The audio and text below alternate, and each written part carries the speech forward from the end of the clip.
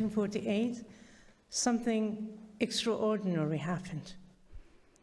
A people scattered, hunted, and nearly destroyed stood up and chose life. But to understand that moment, we have to go back 1 year earlier. What was life like for Jews 79 years ago? Just 2 years after the Holocaust, Jewish survivors were still in displaced person camps across Europe. Stateless, unwanted, and with nowhere to go. The world had seen their suffering, and still many doors remained closed. Many tried to reach the land of Israel, only to be turned back, detained, imprisoned. And at the same time, in the land itself, Jewish communities were already under attack. This was not a people stepping into comfort. This was people walking into fire.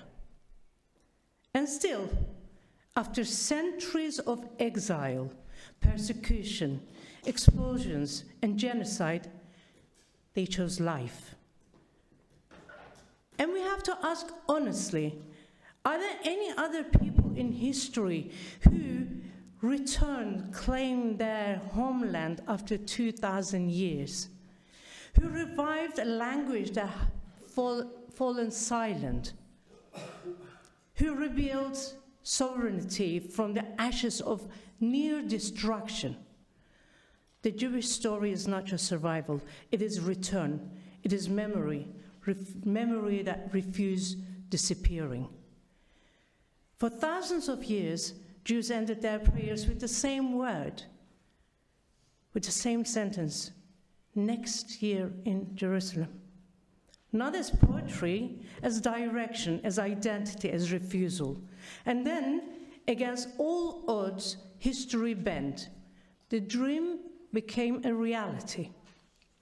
And yet, at 78, something feels deeply, deeply unsettling. Because history is not just something we remember. It is something we are beginning to recognize again.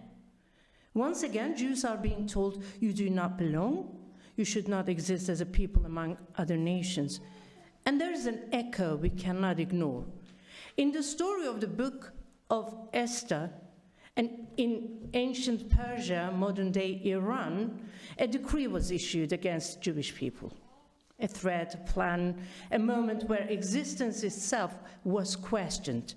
And today, again, Iran stands at the center of confrontation with Israel. Not the same story, of course, but close enough to feel familiar. But here is the difference.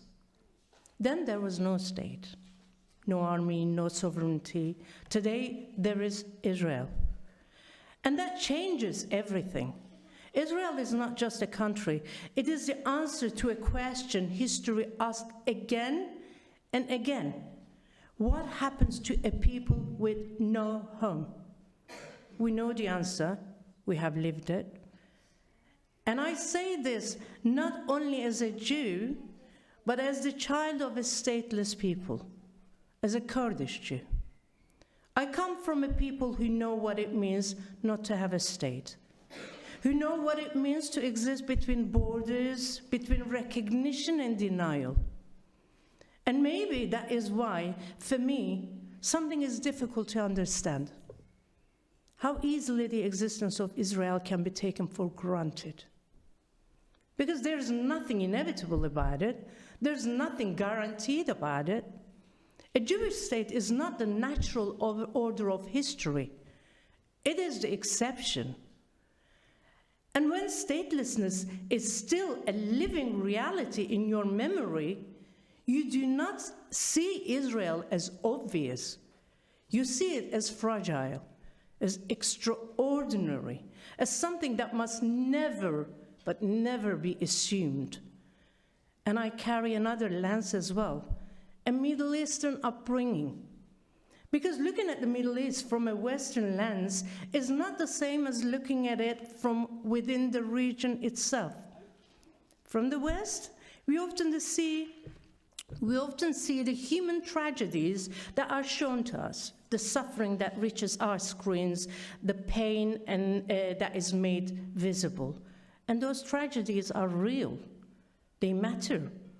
But from a Middle Eastern angle, I also see something else. The tragedies that are denied, hidden, undermined, or ignored because they do not fit the narrative being told. I see minorities erased from history, the displaced who never became global causes, the victims whose suffering have never a headline. That perspective doesn't remove compassion. It deepens it. But it also demands honesty. And honesty means recognizing that not every tragedy is equally acknowledged, and not every conflict can be understood through frameworks far removed from its realities. So at 78, Israel is not just celebrating independence. It is carrying memory. It is carrying survival. It is carrying responsibility, standing between exile and sovereignty, between strength and vulnerability. The vulnerability we lived through the 7th of October, a day that shatters something deeper than security. It shatters certainty. Families murdered, children taken, homes destroyed, communities broken. It was not just an attack on Israel, on a country. It was an attack on the idea that Jews anywhere could finally be safe. And what followed was not only war. It was something more complicated, because as Israel responded, as any state would, it was not only fighting the enemy, an enemy. It was standing in judgment, scrutinized, measured, expected to defend itself, but within limits set by others.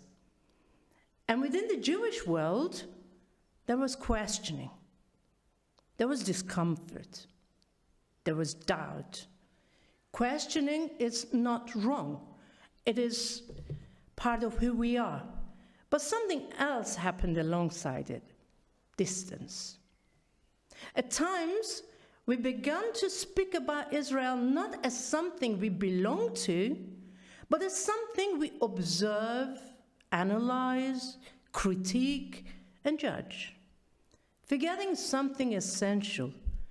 Israel is not an abstract idea. It is our people living inside impossible decisions. And so we have to ask, when the world places expectations on Israel, do we remember that Israel may have expectations of us?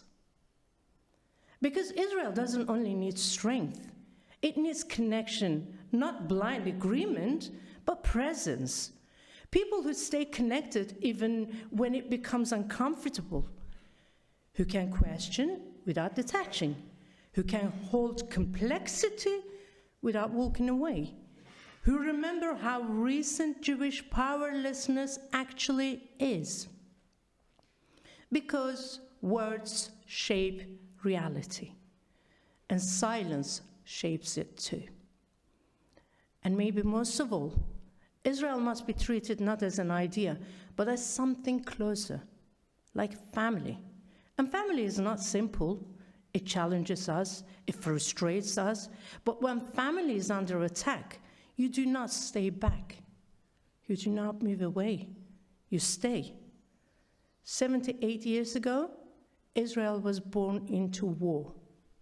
Today at 78, it is still being asked to justify its existence. That alone should tell something.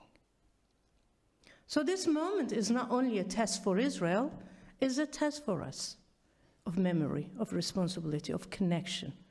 Because this time, history is not just happening to us.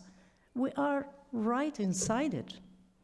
And this time, we're not powerless. We have a state, which means we have responsibility. And the question is no longer only, what is Israel doing? But what are we doing in relation to it?